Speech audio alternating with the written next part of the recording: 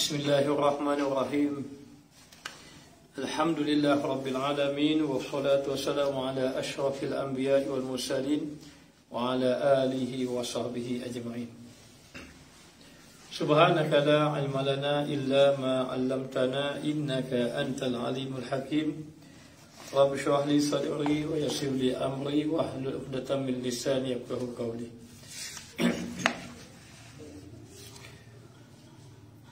Alhamdulillah, segala puja dan puji bagi Allah Subhanahu wa taala yang telah mendatangkan kebaikan kepada hamba-hambanya. Allah Subhanahu wa taala yang maha dekat, yang maha mengasihi akan hamba-hambanya, sentiasa tidak berpisah dengan hambanya. Maka sesungguhnya Allah Subhanahu wa taala sentiasa memandang akan hamba-hambanya, dan seandainya terlepas daripada pandangan Allah ataupun Allah membiarkan manusia walaupun sekelip mata, maka boleh membawa kepada kebinasaan. Demikianlah Allah Subhanahu wa taala tidak terpisah dengan hambanya. Dengan sebab itu Allah Subhanahu wa taala sentiasa memberi akan nikmat kepada hamba-hambanya. Dan insyaAllah pada malam ini di Malaysia dan di Yaman waktu asar, lepas asar, di waktu Yaman waktu petang, Yaman masih lagi petang, baru lepas sembahyang asar, dan di Malaysia waktunya lepas waktu malam. Jadi di malam ini waktu Malaysia kita akan sambung pembacaan kitab kita, kitab hikam. Kitab hikam Tokku Pulau Manis, dan kita sampai pada muka surat 95. Jadi kepada yang baru sampai, selamat datang diucapkan bersama dengan Ustaz pada malam ini. Dan insyaAllah kita sama-sama membicarakan tentang kitab hikam, tentang kitab hikam. Jadi Ustaz bukanlah orang yang alim, tidak hanya sekadar sama-sama membaca agar dapat kita manfaat bersama-sama.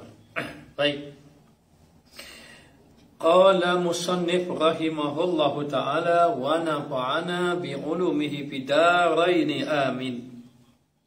Berkata Syekh Ibn Athaillah As-Sakandari di dalam matan hikamnya, innama hajabal haqqu anka syiddatu qurbihi minka. Maksudnya hanya saja mendinding, yakni hijab, menghijab, hanya saja mendinding akan hak Allah Ta'ala daripadamu sangat hampirnya kepadamu. Sebab di antara kamu ini terhijab, tidak dapat memandang Allah Subhanahu wa taala, adalah disebabkan kerana Allah Subhanahu wa taala itu terlalu hampir dengan kamu. Maka begitulah kita, kalau sesuatu yang terlalu hampir kita tidak mampu melihatnya. Kalau terlalu hampir, kalau satu kitab itu diletakkan betul-betul depan mata kita, maka kita tidak akan dapat membacanya. Dan seandainya kita ini terlalu jauh, kita tidak nampak juga, tidak dapat melihat kerana terlalu jauh. Allah Ta'ala itu tidak dapat dilihat. Yang pertama, kerana Allah itu terlalu hampir dengan kita. Yang kedua, kita tidak dapat melihat Allah kerana kita itu jauh dengan Allah. Allah itu hampir, tapi kita yang jauh dengan Allah, sehingga kita tidak dapat melihat Allah Subhanahu wa ta'ala. Apa maksud tidak dapat melihat Allah Subhanahu wa ta'ala? Maksud tidak dapat melihat Allah Subhanahu wa ta'ala adalah seseorang itu tidak mendatangkan di dalam hatinya ingatan kepada Allah. Yang ada di dalam hatinya adalah selain daripada Allah Subhanahu wa ta'ala. Maka kita telah bicara ada dua golongan yang dekat dengan Allah. Satu dipanggil ahlil baqa, yang kedua dipanggil ahlil fana. Ahlul baqa adalah orang yang melihat Allah berada, orang yang menyaksikan makhluk di sisinya ada Allah. Maka setiap yang dia lihat makhluk, maka ada Allah di sisinya itu. Tidaklah makhluk itu berjalan kecuali Allah lah yang menjalankan. Tidaklah pohon itu tumbuh kecuali Allah lah yang menumbuhkan. Tidaklah orang itu mendapat rezeki tetapi Allah lah yang memberi rezeki. Tidaklah hujan itu turun kecuali Allah lah yang menurunkan hujan. Maka apabila seseorang itu melihat makhluk, maka di sampingnya itu ada Allah Ta'ala, dia dikira orang yang istimewa di sisi Allah. Maka ulama sufi menyatakan mereka ini orang yang telah mencapai maqam baqa, kekal dia bersama Allah. Satu lagi orang yang dapat melihat Allah Ta'ala ini adalah dia melihat makhluk dan fana binasa selain daripada Allah. Dia sudah tidak lagi melihat af'al makhluk. Dia hanya melihat af'al Allah. Dia hanya melihat kepada Allah Ta'ala sahaja. Semuanya berkaitan dengan Allah Subhanahu Wa Ta'ala. Maka bagi dirinya, dia merasa dia tidak ada ilmu, dia tidak ada amal, dia tidak ada apa-apa. Yang ada hanya Allah Subhanahu Wa Ta'ala. Yang lain sudah binasa di dalam hatinya. Adapun orang awam, umpama kita, kadang-kadang kita boleh jadi banyak bukan kadang-kadang, biasa lupa kepada Allah Subhanahu Wa Ta'ala. Ketika sihat lupa, ketika dapat rezeki lupa, ketika makan lupa, ketika maknanya mendapat kesihatan lupa, lupa kepada Allah Subhanahu Wa Ta'ala. Hati yang tidak ingat kepada Allah Subhanahu Wa Ta'ala. Ini orang awam. Orang awam. Maka orang yang lupa kepada Allah, bahasa mudahnya kita kira orang yang tidak dapat melihat Allah. Orang yang sentiasa mengingati Allah, maka dia dikira orang yang melihat akan Allah Subhanahu Wa Ta'ala. Bila mana dia melihat kepada sesuatu, maka mengingat ia akan Allah Subhanahu Wa Ta'ala, sehingga dia melihat sesuatu makhluk, sesuatu perkara, dia dapat merasakan tidak terpisah makhluk itu dengan Allah Ta'ala. Tidak terpisah sesuatu itu dengan Allah Ta'ala. Walaupun hanya melihat helaian daun-daun yang berguguran, daun gugur, maka di situ ingatan dia hanya kepada Allah. Tidaklah yang menggugurkan daun itu, hanya kepada Allah Subhanahu Wa Ta'ala. Maka diketahui Allah Ta'ala itu dekat dengan kita. Sebab apa? Sebab Allah Subhanahu Wa Ta'ala tidak pernah membiarkan kita. Maka dekatnya dekatnya Allah dengan hambanya itu, apa maksud dekat? Dekat Allah dengan Tuhan itu bukan dekat berjarak. Allah tidak di timur, Allah tidak di barat, dan Allah tidak di langit, Allah tidak di bumi. Allah tidak berhajat kepada tempat. Tidak berhajat kepada tempat. Ketika mana seorang budak bertanya kepada Nabi SAW, Aina Allah, di mana Allah? Maka Rasulullah menjawab, Fis sama. Maka ulama mengatakan bahawa jawapan Allah Ta'ala, Rasulullah SAW, Fis sama itu di langit, bukan bermakna Allah bertempat di langit, tetapi bermakna bukan makan, tetapi makanah. Kedudukan Allah Ta'ala itu langit bermakna tinggi. Maka kedudukan Allah Ta'ala itu yang maha tinggi, tidak ada bertempat. Allah tidak di timur, Allah tidak di barat, Allah tidak di atas, Allah tidak di bawah. Allah tidak di bawah. Maka ulama sufi membahaskan ialah mengenai kedudukan Allah Ta'ala ini. Allah tidak bertempat. Allah tidak bertempat dan bukan dengan berjarak. Dengan arti kata, apa maksudnya? Mengatakan bahawa Allah Subhanahu Wa Ta'ala itu dekat dengan hamba-Nya. Allah Subhanahu Wa Ta'ala telah berfirman, وَلَقَدْ خَلَقْنَا الْإِنسَانَ وَنَعْلَمُ مَا تُوَسْوِسُ بِهِ نَفْسُهُ وَنَحْنُ أَقْرَبُ إِلَيْهِ مِنْ حَبْلِ الْوَرِيدِ. Dan sesungguhnya kami telah menciptakan manusia dan telah mengetahui apa yang dibisikkan di dalam hati manusia. Ma tuwaswisu bihi nafsu, apa yang dibisikkan di dalam hati manusia. Wa nahnu aqrabu ilaihi min hablil warid. Sesungguhnya kami, kata Allah Ta'ala, lebih dekat kepadanya daripada urat lehernya. Allah lebih dekat daripada urat leher hamba-Nya. Apa maksud? Adakah Allah berada di urat leher? Kalau Allah berada di urat leher, Allah kecil. Ini mustahil. Apa maksudnya? Maka di sini perlu dipahami.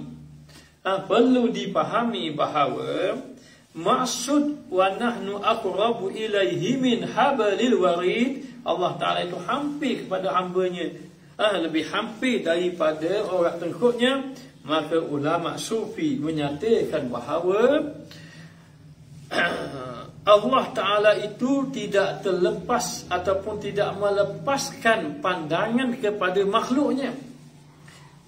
Walaupun sehalus urat tengkuk, urat leher, Allah tidak melepaskan pandangan kepada makhluknya.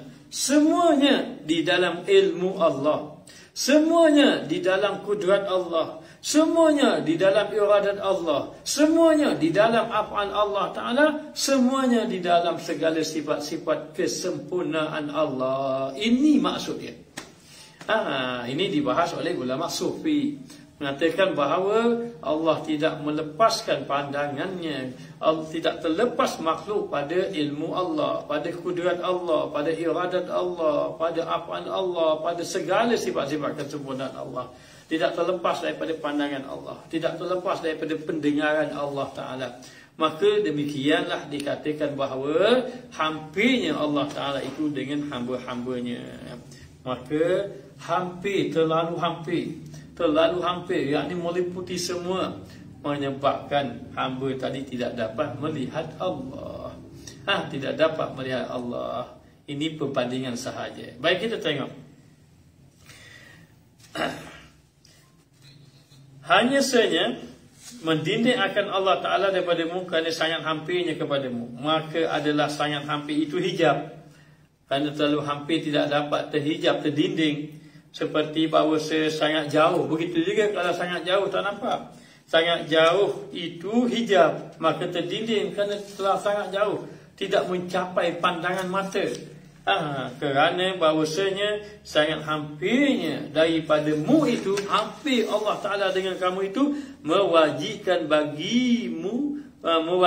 bagi hapusmu.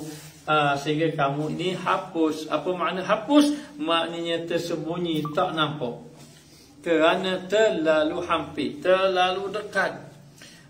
Dan yang hilang itu tiada munasabah antaranya dan antara yang sabit, yang maujud, yang hampir, yang hilang, yakni yang Allah. Allah tidak hilang, maksudnya apa? Yang Allah tidak kelihatan, tidak nampak itu kerana apa? Antaranya perbezaan yang luas. Macam mana kita nak melihat Allah?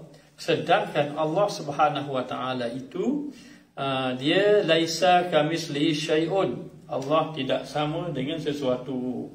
Allah tidak sama dengan sesuatu. Maka kalau dikatakan umpama Allah Ta'ala ini boleh jadi umpama cahaya, kalaulah Allah Ta'ala itu bagaikan cahaya, ada bandingan bagi Allah, ada tamsilan, ada maknanya kita nak sebagai gambaran bagi Allah Ta'ala. Ini mustahil, kerana tidak sama sama sekali. Adakah Allah Ta'ala itu umpama angin? Tidak. Adakah Allah Ta'ala itu umpama hawa yang sejuk seperti hawa aircon? Tidak. Adakah Allah Ta'ala itu seperti cahaya bulan? Tidak. Adakah Allah Ta'ala itu seperti cahaya matahari? Pun tidak. Maka tidak sama, tidak ada bandingan, tidak ada gambaran. Sebab itu di dalam kitab Jawi Lama ada menyatakan bahawa lemah daripada mendapat itulah pendapat. Lemah daripada mendapat. Nak dapat apa? Nak dapat bandingan, nak dapat yang ada, nak dapat apa dia ni? Perumpamaan itu tak boleh nak buat tu. Itulah pendapat yang kita pegang bahawa Allah Ta'ala itu tidak menyamai dengan makhluk. Maka dikatakan bahawa tetapi melihat ia akan dia, tetapi boleh Allah melihat. Macam mana Allah melihat? Allah boleh dilihat. Ini pada orang-orang yang istimewa yang kita kata tidak mampu melihat Allah itu kecuali dua orang. Bukan dua orang, dua maqam ini. Satu maqam baqa, dua maqam fana. Maka melihat macam mana? Di sini perlu dipahami. Yang tadi kita kata Allah itu tidak berjarak. Jarak Allah itu tidak, maknanya Allah itu tidak berjarak, tidak dekat, tidak jauh. Itu satu. Yang kedua, Allah boleh dilihat. Allah boleh dilihat itu bukan dengan lihat pandangan mata kasar. Pandangan mata kasar, bagaimana nak melihat Allah? Nak melihat cahaya matahari pun tak mampu. Nak melihat maknanya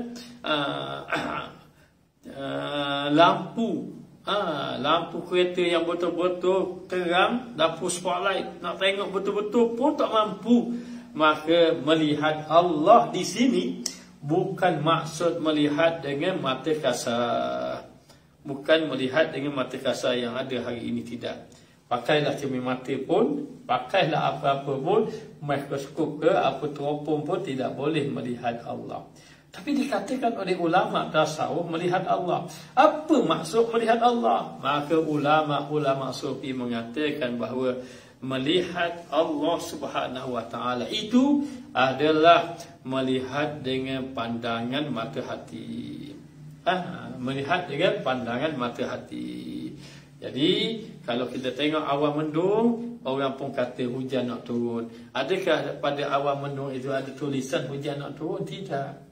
Tetapi hati dapat membaca. Hujan, awan mendung itu menandakan hujan akan turun. Tapi bagaimana orang yang merasa betul-betul melihat Allah? Ini bagi orang yang dapat merasai. Man zaqa arafa. Siapa rasa dia tahulah. Tidak dapat nak terang secara zahiriyah, tetapi ini adalah perkara zauqiyah. Perkara zauqiyah. Maka apabila seorang itu sudah dekat, maka untuk dipahami bagi kita orang awam, kita tidak membahas dengan pengajian yang tinggi. Tapi bagi orang awam, untuk kita nak memahaminya adalah untuk kita nak dekatkan diri kepada Allah. Bagi orang yang sudah dekat diri dengan Allah Ta'ala ini adalah mereka orang yang sentiasa berzikir kepada Allah. Antara jalan yang menyebabkan seorang itu dekat dirinya dengan Allah adalah zikrullah, adalah dengan berzikir kepada Allah Subhanahu wa taala. Maka dengan berzikir kepada Allah, maka dia akan dapat melihat Allah Subhanahu wa taala. Apa maksud melihat Allah? Dapat merasa kedekatannya dengan Allah. Dekat dengan Allah ni kita dapat rasa zauqiyah.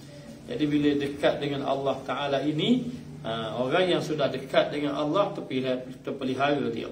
Terpelihara lidahnya daripada menyatakan buruk. Terpelihara lidahnya daripada memfitnah. Terpelihara lidahnya daripada bercakap yang sia-sia. Terpelihara tangannya, terpelihara matanya, terpelihara telinganya, terpelihara segala anggotanya. Andai kata tergelincir, dia akan menjadi orang yang cepat-cepat kembali kepada Allah Ta'ala.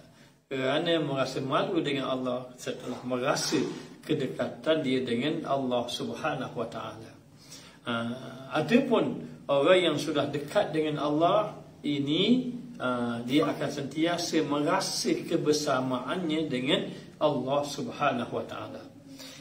Dan jalan ni kita sudah bicara kemarin, antaranya adalah Allah Subhanahu wa taala mencampakkan kasih sayangnya.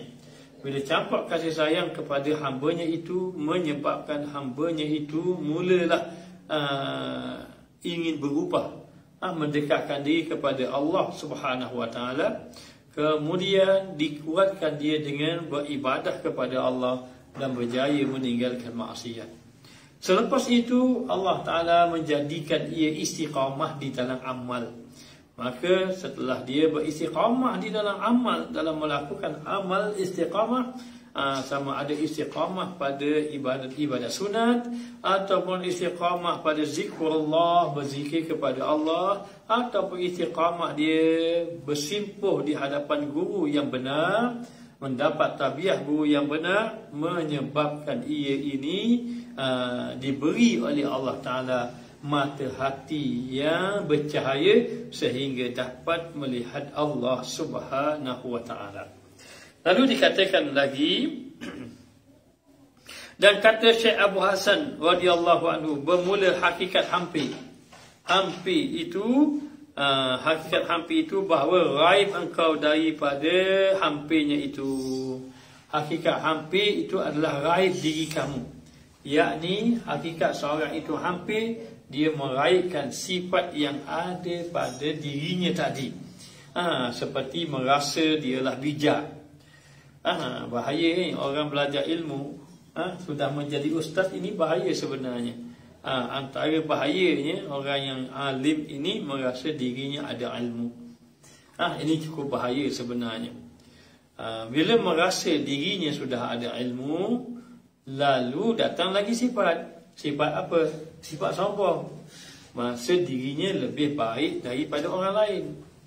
Maka ada wujud diri. Wujud diri itulah perlu diraihkan, dihilangkan, supaya sudah tidak ada lagi wujud diri. Tidak ada lagi wujud dirinya. Maka dikatakan orang yang sudah hampir itu bahawa raih engkau daripadanya. Raih engkau daripada hampirnya, kerana saat hampirnya seperti orang yang mencium bau kasturi. Orang yang hampir dengan dia, dengan arti kata hakikat dekat ini macam mana? Hakikat dekat ini, hakikat dekat ini ialah hilangnya seseorang di dalam dekatnya itu. Hilang mana? Hilang perasaan dia tadi dekat, kerana sangat dekatnya itu. Kerana sudah dekat dengan Allah, maka hilanglah perasaan tadi. Perasaan kita nak bahasa mudah, perasaan wujud diri. Tak ada dah dia. Tidak ada apa-apa dah. Maka seumpama dikata orang yang mencium bau kasturi. Bila dia mencium bau kasturi, semakin dekat, semakin dekat, semakin dekat, maka terciumlah dia. Semakin kuat, semakin kuat, semakin kuat. Maka dia tahu yang wangi itu bukan dirinya. Boleh jadi bilik itu disembur minyak wangi contohnya, ataupun ada minyak wangi yang ada di situ. Maka semakin dekat, semakin kuat baunya, semakin kuat baunya, makin terasa maknanya. Maka terasa hilanglah maknanya pada dirinya. Oh, yang wangi itu. Sebab tu kalau dia masuk, contohnya satu orang masuk bilik yang wangi, dia tak kata dirinya wangi, dia kata oh minyak wangi di dalam bilik ni kuat lah. Maknanya kuat minyak wanginya. Maka dengan arti kata seseorang bila sudah dekat dengan Allah, maka raiblah dirinya. Tidak ada lagi merasakan bahawa dirinya. Jadi hari ini nak buang, kita kena buang sifat. Antara sifat ialah sifat satu perasaan yang merasakan bahawa kita memiliki. Sama ada memiliki itu pada memiliki amal, sama ada pada memiliki itu memiliki ilmu, sama ada pada memiliki itu memiliki harta, ataupun memiliki pangkat. Semua itu dibuang. Sudah tidak ada apa. Yang dimiliki, yang memiliki sebenar adalah Allah Subhanahu wa ta'ala. Selagi mana ada pada dirinya itu, maka dia tidak akan dapat melihat Allah, kerana merasa diri itu memiliki seperti ilmu sebagai contoh, seperti pangkat, pengaruh, dan seumpamanya. Maka inilah yang membawa ia terhijab dengan Allah Subhanahu wa ta'ala. Maka dikata manakala hampir ia daripadanya, maka bertambah lagi bau dalam bilik tadi ataupun dalam rumah tadi, maka tak kala masuk ia ke dalam rumah yang ada pada di dalamnya, maka putuslah baunya. Dengan arti kata bahawa seorang yang sudah masuk di dalam rumah yang ada bau wangi, ketika semakin hampir semakin wangi. Tapi bila sudah masuk ke dalamnya tadi, dengan arti kata ketika itu tahulah bahawa yang pertama, rumah tu memang wangi. Yang kedua, wangi itu datang daripada rumah tu, bukan daripada dirinya. Kemudian bila sudah masuk dah wangi dah, maka dia maknanya sudah tidak ada lagi memikirkan yang lain. Maka apabila telah bercerai engkau daripada engkau, sudah bercerai, sifat-sifat yang ada pada diri kamu tadi bercerai, apa dia? Dah sudah tidak merasa diri hebat sebagai contoh. Dan ini penyakit diri hebat ini jadi masalah. Akibat merasa ada daripada sebab mengejar kehebatan ataupun mencari kehebatan, jadi akhirnya menjadikan hati seseorang tadi tidak senang dengan kehebatan orang lain, ataupun inginkan orang melihat dirinya hebat. Ini semua sifat-sifat yang membawa hijabnya seseorang itu dengan Allah Subhanahu Wa Taala. Maka dikatakan lagi, apabila bercerai engkau daripada engkau, nasib engkau pandang akan dia dengan dia tiada dengan engkau. Apabila sudah bercerailah sifat kita tadi, maka tidak lagi dipandang kecuali hanya memandang Allah.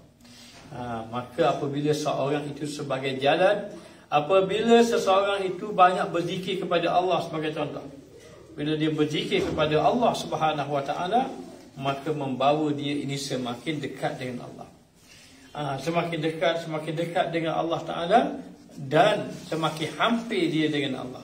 Dan apabila dia semakin hampir dengan Allah Subhanahu Wa Ta'ala, maka raihlah segala sifat dirinya tadi. Sebab itu orang semakin diberi ilmu, semakin tawaduk. Ini sifat dia, sifat orang yang dekat dengan Allah. Semakin diberi ilmu, semakin tawaduk. Semakin rasa tidak ada ilmu. Semakin beramal, semakin tidak ada amal, rasa tidak ada beramal. Yang jadi masalah, kita tak beramal tetapi merasa banyak amal. Kita beramal sedikit tapi merasa banyak amal. Orang-orang yang sudah dekat dengan Allah, dia sudah tidak memandang kepada amal. Dia hanya memandang kepada Allah. Yang dipikirnya adalah, adakah Allah Ta'ala ini redha dia sebagai hamba-Nya, ataupun sebaliknya. Lalu dikatakan lagi, dengan dia tiada dengan engkau, maka pada ketika itu adalah engkau mukmin yang sebenar. Apabila sudah merasa dirinya dhaif, mukmin yang sebenar ini apabila merasa dirinya dhaif, apabila merasa dirinya hina, apabila dirinya merasa fakir kepada Allah, maka ketika itu dia menjadi orang yang mukmin. Kerana dia sudah tidak merasa memiliki, tidak ada dah memiliki apa-apa, tidak memiliki amal, tidak memiliki ilmu. Dan selagi engkau berserta dirimu, selagi mana ada diri kamu, selagi mana ada merasa diri, sebagai contoh merasa diri hebat, ataupun selagi mana kita merasakan bahawa kita memiliki segala-gala sehingga kita melupai yang ianya datang daripada Allah Subhanahu Wa Taala, maka inilah yang menyebabkan terdinding. Bagi engkau mahjub dengan dirimu, dengan memandang hampirnya daripadamu. Maka apabila kamu merasa bahawa kamu masih lagi memandang diri kamu dengan sifat-sifat kamu, maknanya seseorang itu diberi oleh Allah istimewa. Apa yang Allah beri dia? Allah beri dia kekayaan. Maka dia memandang bahawa kekayaan itu hartanya milik dia, bukan datang daripada Allah. Lalu lupa dia kepada Allah. Dapat harta lalu tidak beribadah kepada Allah. Ataupun dia diberi pengikut yang ramai, lalu dia sombong, merasakan dia hebat, lalu dia lupa kepada Allah Ta'ala. Ini juga binasa.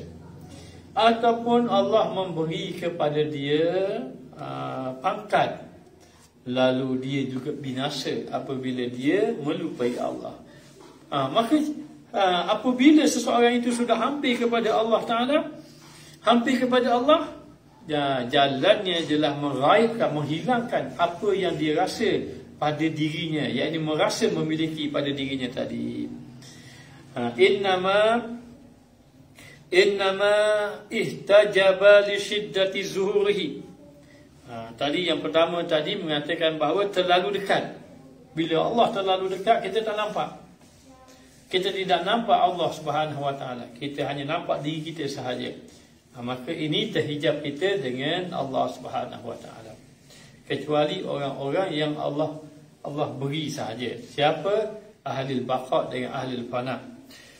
Satu, dia kata yang kedua, innama ihtajaba li syiddati zuhurihi. Dan hanya sahaja terdinding ia kerana sangat nyata. Maka adalah sangat nyatanya itu sebab bagi terbitnya, sebab bagi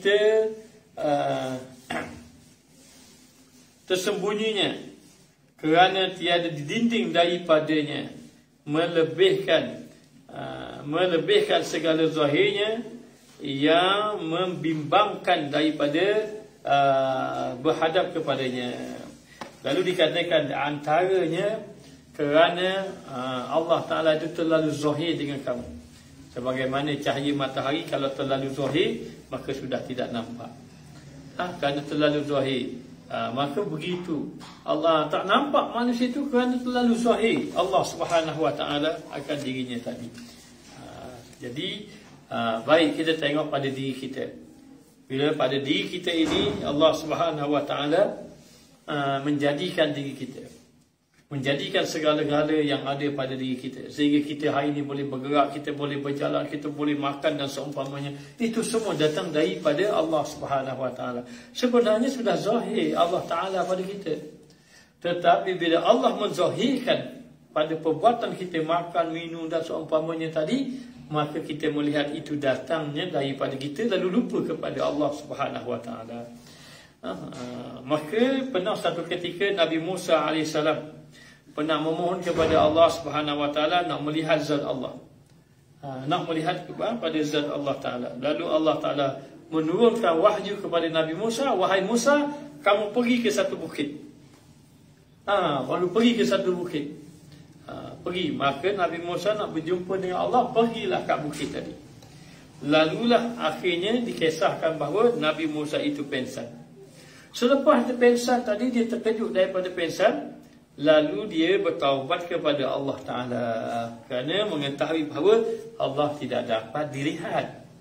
Tetapi melihat Allah macam mana? Melihat Allah adalah sudah zahir. Zahir pada mana? Zahir pada alam, zahir pada perbuatan Allah. Bila melihat bukit, mereka gunung, sudah pasti ada yang menciptakannya. Siapa yang menciptakannya? Yakni Allah Subhanahu Wa Ta'ala. Lalu Allah Ta'ala menceritakan di dalam Al-Quran, walamma jaa Musa limiqatina wa kallamahu rabbuh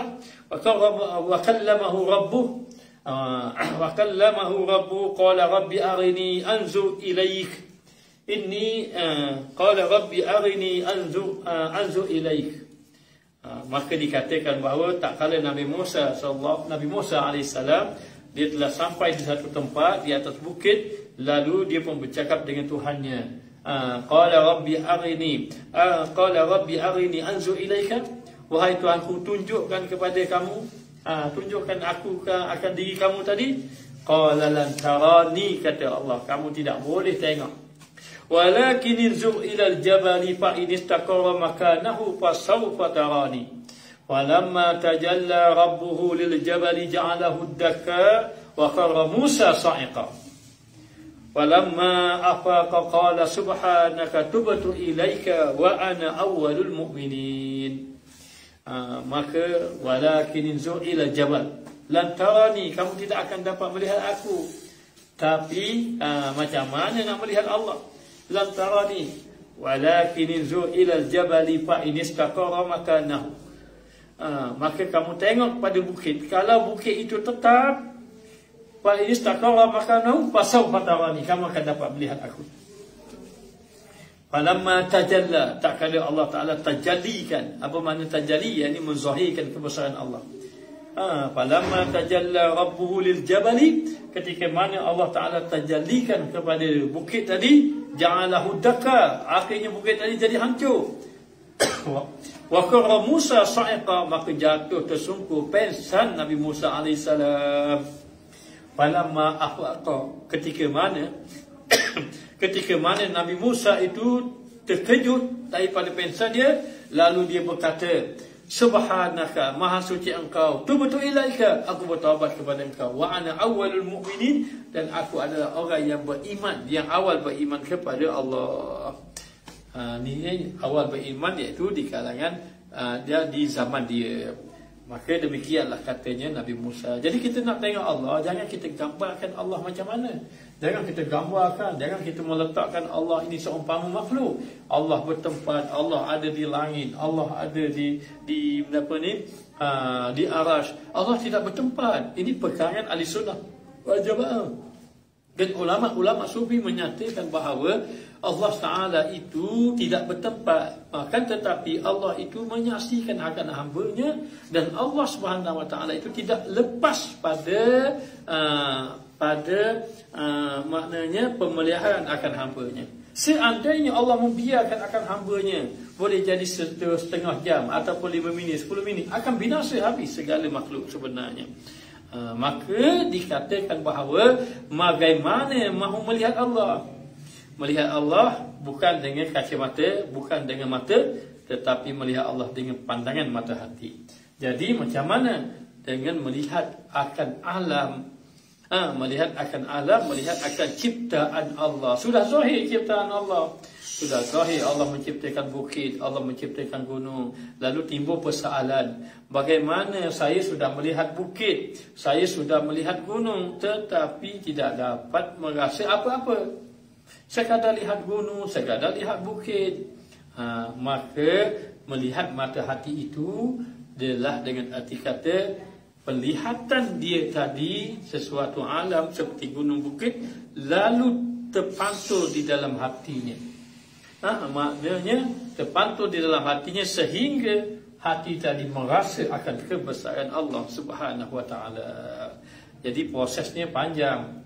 Kalau bagaimanapun jumpalah guru yang saleh, nanti dibagi amalan zikir, amalan taubat, amalan selain pada zikir, selain pada taubat, dan maka dibagi lagi amalan-amalan yang lain, amalan mujahadah dan seumpamanya untuk berlaku pembersihan hati.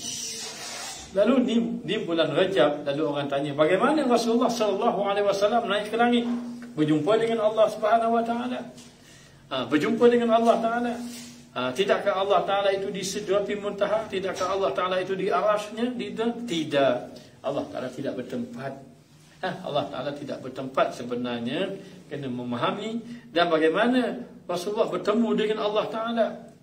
Ketika mana di dalam satu hadis tentang kejadian Isra Mi'raj, hadis riwayat daripada Muslim menyatakan, qulna ya Rasulullah, kami bertanya, ya Rasulullah, hal ra'aita rabbak? Adakah kamu melihat Tuhan?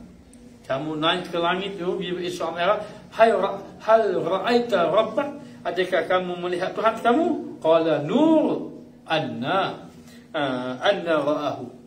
Antara hadisnya panjang tapi ringkas. Nur anna ra'ahu. Bagaimana nak melihat Allah? Cahaya pun tak mampu nak melihat Allah. Cahaya, saya tidak dapat melihatnya. Apa maksud cahaya di situ? Yang ini mengatakan cahaya Allah tidak sanggup dilihat, bagaimana lagi Allah. Jangan kata Allah, cahaya matahari pun kita tidak mampu melihat. Bagaimana melihat Allah? Kita terhijab dengan apa yang ada keliling kita. Di antaranya alam ini terhijab, dan juga kita juga terhijab dengan diri kita. Satu terhijab dengan alam. Kita tengok gunung, ganang, bukit, bukau, kita tengok sungai, laut, tak ada rasa-rasa, tidak ada rasa apa-apa. Satu yang kedua, kita terhijab yang besar, terhijab dengan diri kita, dengan sifat kita, sifat keakuan, sifat kesombongan, sifat tu yang datang daripada nafsu kita. Maka dengan sebab itu terhijab kita dengan Allah Subhanahu Wa Ta'ala.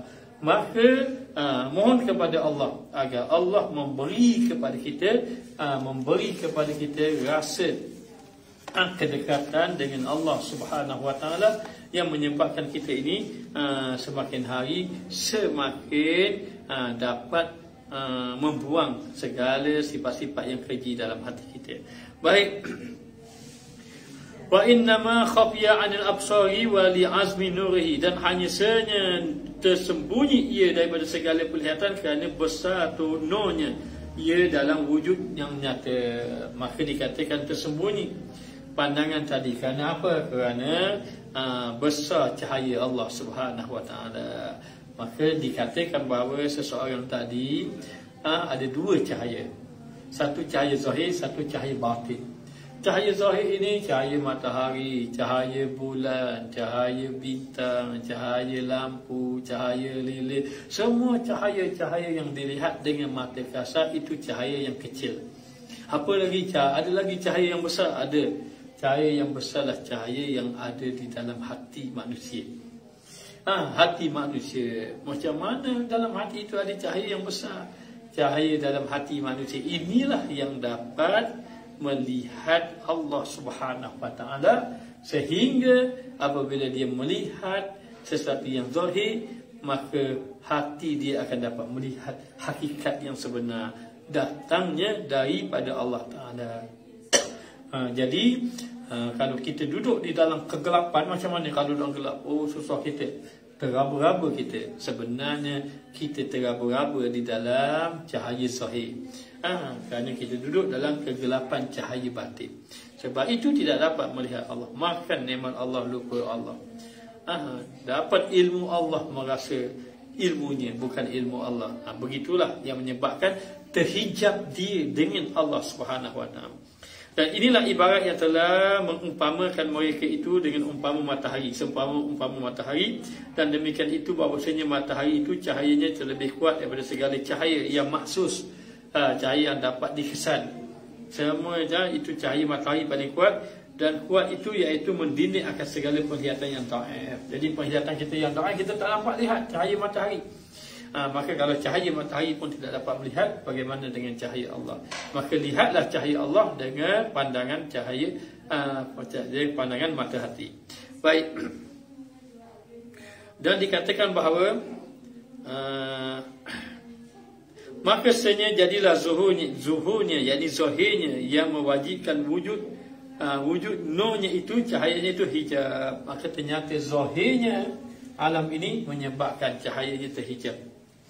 Dan tiada hijab itu hakikat padanya, maka bahawasanya yang zahir bagi zatnya itu tiada mendinding ia pada zat. Yang zahirnya sebenarnya Allah tidak mendinding zatnya. Hanya zatnya yang zahir terdinding, menyebabkan dia terdinding. Maka jangan tengok pada Allah, tengok pada zat. Jangan ingin melihat zat Allah, tak mampu, tapi melihat kepada ciptaan Allah Taala. Sehinggalah dapat melihat dia akan Allah Ta'ala dengan pandangan mata hati. Dan dikatakan lagi,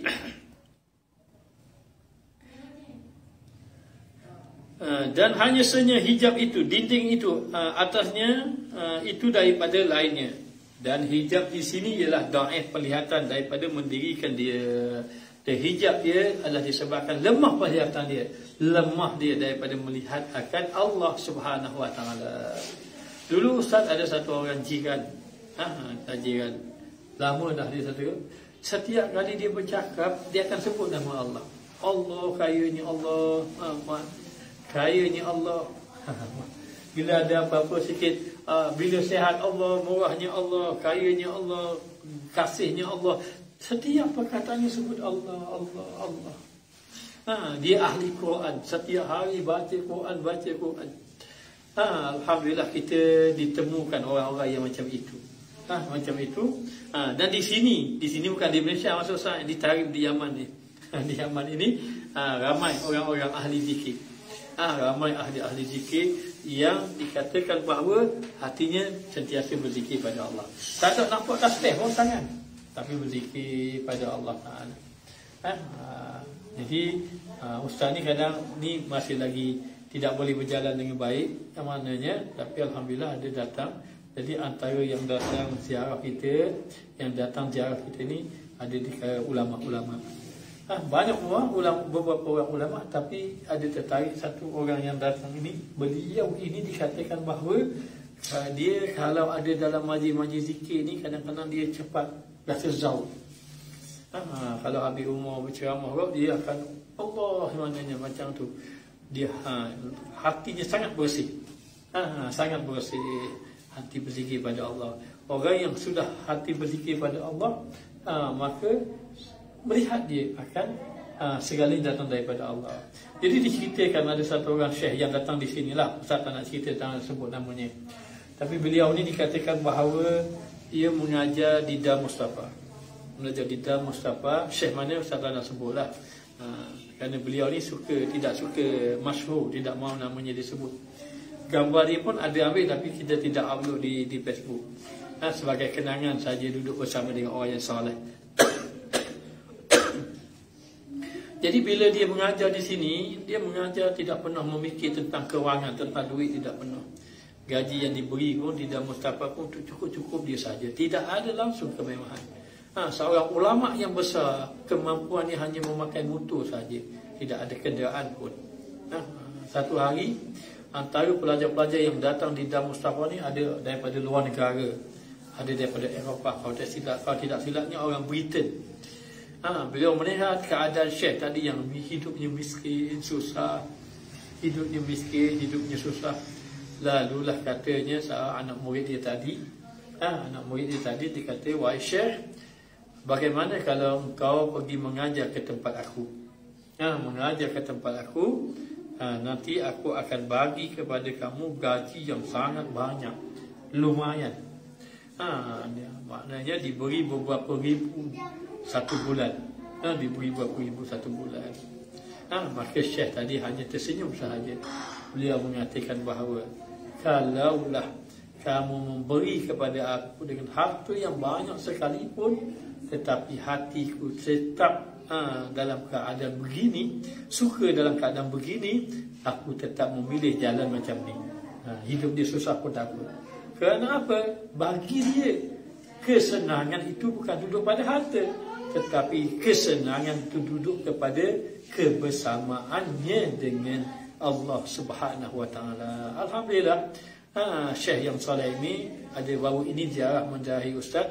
Kerana kita masih lagi tidak boleh berjalan, pakai tongkat lagi berjalan, tapi merasa syukur kerana dapat berdampingan dengan orang yang soleh.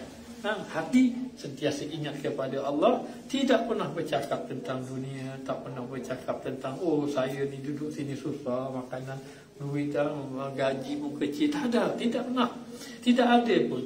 Kerana bagi dia dapat bersama dengan Allah, dapat beribadah, dapat bersama. Dan beliau dikatakan bahawa orang yang taat dengan masa, kalaulah katakan kelas itu pukul 9 tu, sebelum pukul 9 dia sudah ada. Sudah ada. Kalau dia masuk lewat, dia akan merasa menyesal, istighfar. Jadi satu hari diceritakan beliau ini sakit. Bila ia sakit, maka cutilah kelas, tidak ada kelas. Maka setelah beliau sihat, dia pun masuk dalam kelas, dia beritahu pada anak murid dia. Dia kata, saya minta maaf kerana saya tidak dapat mengajar kamu, dan saya telah berdosa tinggalkan kamu. Apa saya nak jawab depan Allah Ta'ala nanti? Masya Allah. Maknanya berdampingan dengan orang-orang soleh ini satu nikmat. Antaranya mengingatkan kita kepada Allah Subhanahu Wa Taala. Moga-moga antum semua, kamu semua dikurniakan berdampingan dengan orang-orang yang soleh. Maka kita ini yang banyak hijrah, banyak dosa ni bila duduk dengan orang-orang soleh, moga-moga kita ini juga dipimpin olehnya untuk mengingati Allah Subhanahu Wa Taala. Baik. Kemudian dikatakan bagi umpama yang zahir dalam kaum ini, dalam alam ini, iaitu dhaif penglihatan. Seperti apa? Kelawar daripada mendapat matahari, serta bahawasanya matahari itu zahir, tiada ia terdinding. Maka hanya sahaja terdinding ia daripadanya kerana dhaif penglihatannya. Maka iaitu tiada melihat ia melainkan pada kelam malam dan hilang cahaya. Seumpama kelawar ini siang tak keluar kerana dia tak boleh tengok cahaya matahari. Dia hanya keluar pada waktu malam setelah cahaya matahari hilang, maka malam dia keluar. Kenapa? Kerana lemah pandangan mata dia. Itu kelawar. Jadi kita ini lemah pandangan kita, sebab itu kita tak dapat melihat Allah. Kita hanya melihat zahir saja, tapi hati kita tak dapat hidup berzikir kepada Allah Subhanahu wa taala. Kemudian dikatakan lagi, insya-Allah kita akan bicara nanti akan datang. Lalu dikatakan bahawa iaitu tutup waham dan khayal. Tutup dalam keadaan waham. Kita ni banyak sangkaan, sangka berasa diri soleh, sangka berasa kita ni duduk dalam sangkaan ataupun dalam khayalan. Apa khayalan? Maka apabila menghendaki Allah Ta'ala bahawa menentukan suatu hamba daripada segala hambanya dengan sesuatu daripada segala anwaru rabbaniyah dan ma'arif ilahiyah, maka dinaunginya dengan segala sesuatu nur daripada nurnya. Maka menghilangkan demikian nur itu kepada kamu kelam tabiat itu, dan nyalalah pelita mata hati daripada nur yakin. Yakni apabila sahaja Allah Subhanahu wa taala nak memberi kepada kita, nak beri cahaya ketuhanan, Allah nak beri makrifat pengenalan kepada hamba-Nya, maka Allah Taala akan datangkan nur cahaya. Bila datangkan cahaya dalam hatinya, maka hilanglah kegelapan yang selama ini ada di dalam hatinya, sehingga datanglah keyakinan dalam diri dia. Dan jikalau engkau ketahui demikian itu, maka sungguh-sungguhlah olehmu dalam mensucikan ruh niatmu daripada tempat jisim jasmaniyahmu, dan tuntut olehmu daripada Allah Ta'ala akan tolongnya, dan pohonkan olehmu akan dia faham, dan katakan olehmu waqul rabbi zidni ilma. Maka di antaranya seorang itu kena banyak berdoa pada Allah, dan dia juga kena banyak membaca waqul rabbi zidni ilma, ya Allah tambahkan kepada aku ilmu mengenai Allah Taala. Jadi sekadar ini dahulu kita bicara mengenai pengajian kita, dan insya-Allah kita akan sambung balik pada perkataan waqul rabbi zidni ilma, dan kita akan sambung kepada matan yang seterusnya. Insya-Allah kepada para jemaah, terima kasih banyak kerana sudi bersama dengan Ustaz dalam bicara ilmu kita hikam. InsyaAllah kalau diizinkan oleh Allah, kita akan terus menyambungnya insyaAllah. Dan Ustaz ucapkan selamat malam di sana. Sini tak malam lagi, maghrib pun tak sampai lagi. Tapi hiasilah malam kamu dengan amalan-amalan yang mendekatkan kamu kepada Allah, dan jadikanlah diri kita ini orang yang sentiasa ingin muhasabah diri kita. Jadi sekadar ini saja yang dapat disampaikan. Minta maaf di atas segala kekurangan. Moga-moga Allah Ta'ala beri kebaikan kepada kita semua. Moga-moga Allah Ta'ala jadikan kita hamba Allah yang saleh. Jadi sekadar ini saja Ustaz sudahi dengan wabillahi taufiq wal hidayah. Wassalamualaikum warahmatullahi wabarakatuh.